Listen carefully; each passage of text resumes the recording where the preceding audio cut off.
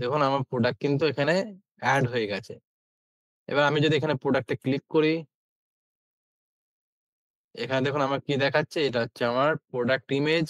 এখানে আমার নিচের দিকে প্রোডাক্ট গ্যালারি, এখানে এগুলো প্রোডাক্ট গ্যালারি।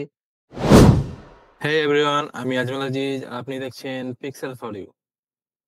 WooCommerce ইনস্টল করে ফেলেছেন কিন্তু প্রোডাক্ট এড করা হয়নি? তাহলে আপনার স্টোর কিন্তু এরকম ফাঁকা দেখাবে। আজকের ভিডিওতে আমরা দেখব আমাদের স্টোরে আমরা কিভাবে প্রোডাক্ট এড করব। দেখুন আমি যদি শপ পেজে যাই, দেখুন আমাদের কোনো প্রোডাক্ট এড করা নেই। ওইজন্য আমাদের স্টোর পুরো ফাঁকা দেখাচ্ছে। আমরা আজকে প্রোডাক্ট কিভাবে এড করব সেটা শিখব। আপনার WooCommerce ইনস্টল করা হয়নি বা সেটআপ করা হয়নি? চিন্তা নেই। চ্যানেলে ভিডিও ও ডেসক্রিপশনে লিংক দেয়া আছে, গিয়ে দেখে আসতে পারেন। চলুন আজকের ভিডিও শুরু করি। আর ভিডিওটা শেষ পর্যন্ত যদি দেখেন, আপনিও আপনার স্টোরে নিজেই প্রোডাক্ট এড করতে পারবেন। চলুন ভিডিওয়ে যাওয়া যায়। আমরা ধরুন ড্যাশবোর্ডে আছি, এখানে আমরা প্রোডাক্ট এড করব। প্রোডাক্ট এড করার আগে আমাদের জানতে হবে প্রোডাক্টে কি থাকে। প্রোডাক্ট আমরা যখন এড করব কি দিতে হবে ডেসক্রিপশন কিংবা কি দিতে হবে। এজন্য আমরা ধরুন আমরা যদি যাই Amazon ফ্যাশনে যদি যাই, ধরুন আমি এখানে একটা টি-শার্ট আমার প্রোডাক্ট, আমার নিজস্ব প্রোডাক্ট নেই, আমি একটা ডেমো এড করব। আমি ধরুন একটা টি-শার্ট এড করব। এবার আমি যদি Amazon এ যাই, Amazon এ গিয়ে ধরুন এখানে কি দেখাচ্ছে? এটা আমার হচ্ছে ক্যাটেগরি মেন, ওমেন, কিড। দেখুন এটা হচ্ছে একটা ক্যাটেগরি। এবার মেন এ যদি আমি ক্লিক করি, এর ভেতরে দেখবেন সাব ক্যাটেগরি কিছু আছে দেখুন। আমি ধরুন এখান থেকে টি-শার্ট নেবো। ধরুন টি-শার্ট নিলাম।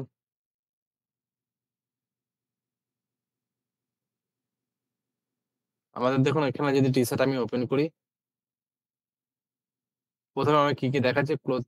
ধরুন এটা একটা আমার ক্যাটেগরি, তারপর হচ্ছে মেন, মেনের পর সাব ক্যাটেগরি হচ্ছে টি-শার্ট, টি-শার্টের পর আবার তারপর ক্যাটেগরি হচ্ছে টি-শার্ট। এরপর প্রোডাক্টে আমরা যদি দেখি কি থাকে, প্রোডাক্টে ধরুন আমার এখানে থাকে প্রোডাক্টের টাইটেল। এরপর কি থাকে? আমাদের প্রোডাক্টের প্রাইস। এটা হচ্ছে আমার সেল প্রাইস। অ্যাকচুয়াল প্রাইস দেখুন নিচে দেওয়া আছে, এটা হচ্ছে অ্যাকচুয়াল প্রাইস। একটু যদি নিচের দিকে দিয়ে আসি, এটা হচ্ছে আমাদের প্রোডাক্টের শর্ট ডেসক্রিপশন। আর একটু যদি নিচের দিকে আসি, আমরা এখানে পাবো প্রোডাক্টের লং ডেসক্রিপশন। চলুন আমরা এগুলো এড করব। আমরা প্রোডাক্ট এড করার জন্য আমরা চলে যাব আমাদের ওয়ার্ডপ্রেস এর ড্যাশবোর্ডে। ওয়ার্ডপ্রেস যদি ইনস্টল করা না থাকে, চ্যানেলে ভিডিও আছে, দেখে আসতে পারেন। আমরা চলে যাব ওয়ার্ডপ্রেস এর ড্যাশবোর্ডে। এবার এখানে আমরা WooCommerce প্লাগইন ইনস্টল করেছিলাম। WooCommerce এর নিচের দিকে আমরা আমাদের আগের ভিডিওতে আমরা সেটিং করে নিয়েছিলাম। এরপর আমরা যাব প্রোডাক্ট অপশনে। এই প্রোডাক্ট অপশনে যখন আসবো, মাউস নিয়ে আসবো, আমরা দেখুন ডান দিকে পপআপ খুলছে, all product, add product, brand, category. আমরা প্রথমে হচ্ছে আমাদের প্রোডাক্টের ক্যাটেগরি এড করব। চলুন আমি যাই ক্যাটেগরি অপশনে, ক্যাটেগরিতে ক্লিক করলাম।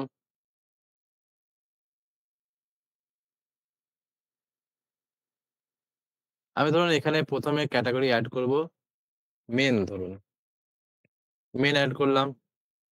এরপর আমি এখানে এসে নিচের দিকে এড নিউ ক্যাটেগরি, এখানে ক্লিক করব। এড করার পর দেখুন এখানে আমার মেনটা এখানে ক্যাটেগরি এড হয়ে গেল। এরপর আমি আবার একটা ক্যাটেগরি এড করব। আমি যেহেতু টি-শার্ট এড করব, আমি ধরুন টি-শার্ট হচ্ছে সাব ক্যাটেগরি আমি এড করব। আমি আবার যাব এই ক্যাটেগরি অপশনে, এইদিকে আমার বাঁদিকে দেখুন খোলা আছে এটা। এখানে আমি নেমের জায়গায় লিখব টি-শার্ট, টি-শার্ট। এরপর নিচের দিকে যখন আসবে একটু দেখুন এই ৩ নম্বরে আছে আমাদের প্যারেন্ট ক্যাটেগরি। এখানে আমি সিলেক্ট করব আমাদের মেন যেটা আছে, মেন ক্যাটেগরি ক্রিয়েট করেছি, এটাকে আমি সিলেক্ট করব। এটা হচ্ছে আমার মেন ক্যাটেগরি। এরপর নিচে এসে আমি করব এড নিউ ক্যাটেগরি। ধরুন এখানে দেখুন এটা মেন হচ্ছে আমার মেন ক্যাটেগরি, তারপর সাব ক্যাটেগরি হচ্ছে টি-শার্ট। চলুন আমার ক্যাটেগরি ক্রিয়েট হয়ে গেল। এরপর হচ্ছে আমরা প্রোডাক্ট এড করব। আমরা যাবো এখানে প্রোডাক্ট অপশনে, প্রোডাক্ট থেকে অল প্রোডাক্ট, কিংবা এখানে নিউ এড নিউ প্রোডাক্ট আছে, এখানেও ক্লিক করতে পারি। আমি এড নিউ প্রোডাক্ট ক্লিক করলাম।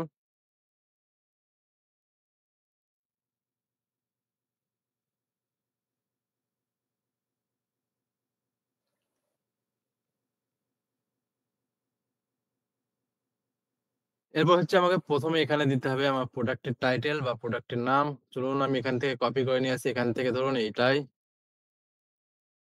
এখান থেকে আমি ছোট মতো একটা,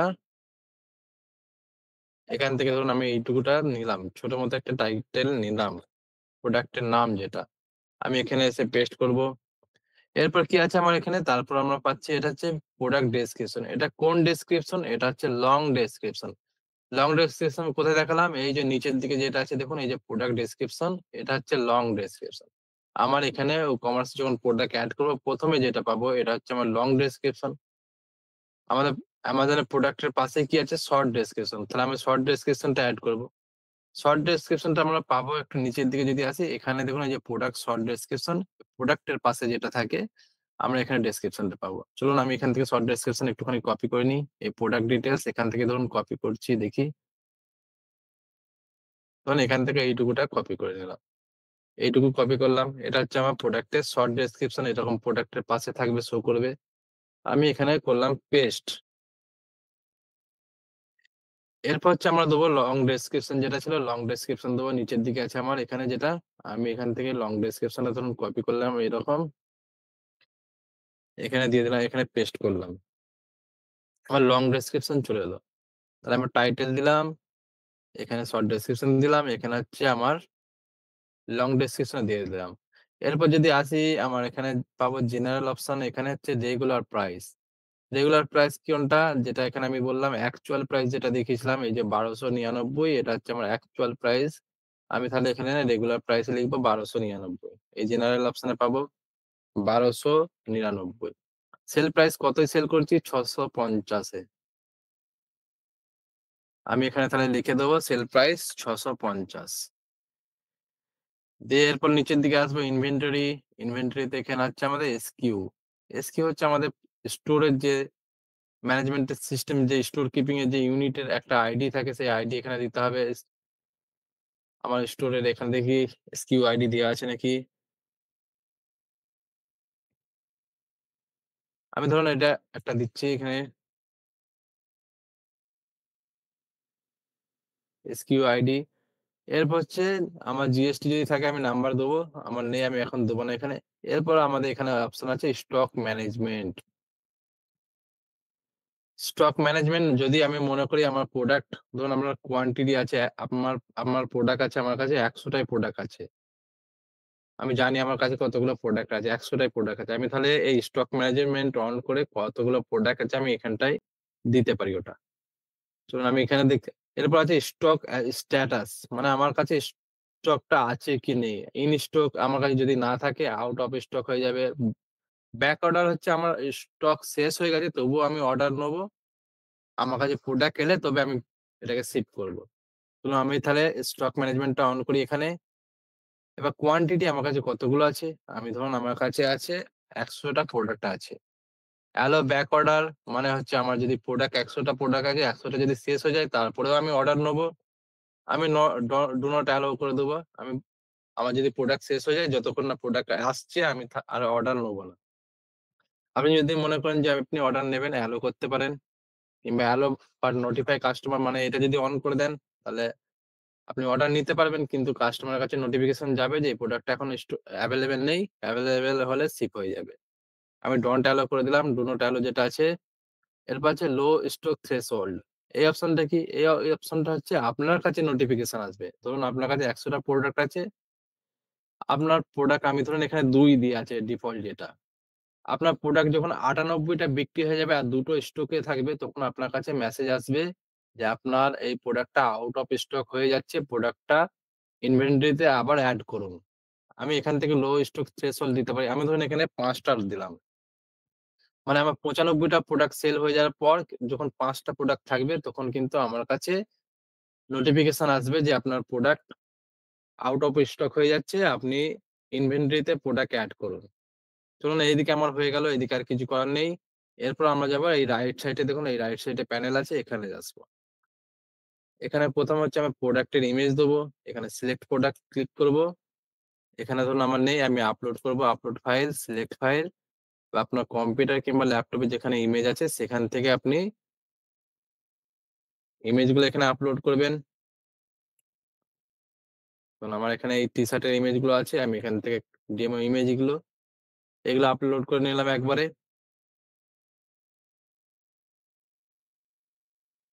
এবার হচ্ছে আমি প্রোডাক্টে কোন আমার ৪ টে একই টাইপের আমি কোন ইমেজটা শো করাতে চাইছি। মানে এখানে যদি যাই, এখানে দেখুন এটা হচ্ছে মেইন ইমেজ। এখানে হচ্ছে এগুলো হচ্ছে আমার প্রোডাক্ট গ্যালারি, প্রোডাক্ট গ্যালারি।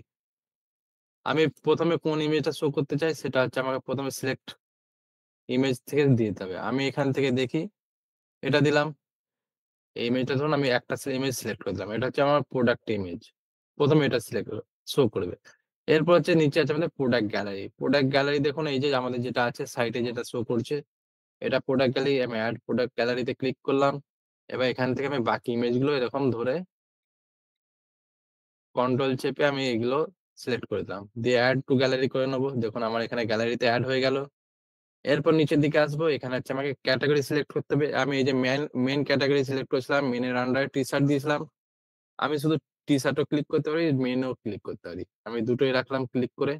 আমার মেইন ক্যাটেগরি আন্ডারে টি-শার্ট আছে এটা। এরপর আমি কি করব? এটাকে করে দেব পাবলিশ।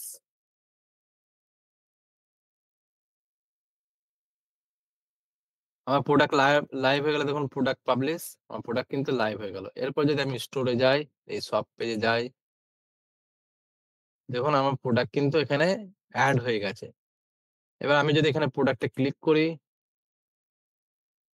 এখানে দেখুন আমার কি দেখাচ্ছে? এটা হচ্ছে আমার প্রোডাক্ট ইমেজ। এখানে আমার নিচের দিকে প্রোডাক্ট গ্যালারি, এখানে এগুলো প্রোডাক্ট গ্যালারি। এখানে কি দেখাচ্ছে? আমার প্রোডাক্টের টাইটেল, এটা আমার হচ্ছে ক্যাটেগরি। এরপর হচ্ছে আমার শর্ট ডেসক্রিপশন এটা। আর নিচের দিকে আছে আমার লং ডেসক্রিপশন। আর এখানে দেখুন আমাদের SKU আইডি যে আমার প্রোডাক্টের আইডি যেটা হয় ক্যাটেগরি শো করছে। কতগুলো স্টকে আছে ১০০ টা দিয়েছিলাম, ১০০ টা দেখাচ্ছে শো করছে। এভাবে কিন্তু আপনি আপনার নিজস্ব প্রোডাক্ট আপনার স্টোরে কিন্তু এড করতে পারবেন। এরপর আমরা পরবর্তীতে যখন এই পেজগুলো ডিজাইন করব, হোম পেজ, সব পেজ আলাদা করে যখন ডিজাইন করব, এগুলো কিন্তু এই টাইপের আমরা ডিজাইন করতে পারি এরকম। এটা ধরুন আমরা এখন কোনো ডিজাইন করিনি, নরমাল ভাবে প্রোডাক্ট এড করলাম, এরকম এলো। এরপর পরবর্তীতে যখন আমরা স্টোরটা আরো সুন্দরভাবে ডেকোরেশন করব, ধরুন বাড়ির মতো রং করব, কালার করব, আলাদা করে পট্টি করব, সেরকম তখন কিন্তু আমাদের ওয়েবসাইট ঝকঝকে চকচকে হয়ে যাবে। তাহলে আজকের ভিডিও এখানেই শেষ করছি। ভিডিওটা যদি ভালো লাগে, ভিডিওটিতে একটি লাইক করে দিবেন, চ্যানেলটিকে সাবস্ক্রাইব করে দিবেন এবং পরবর্তী প্লেলিস্টের ভিডিওগুলো দেখার জন্য পাশে থাকবেন।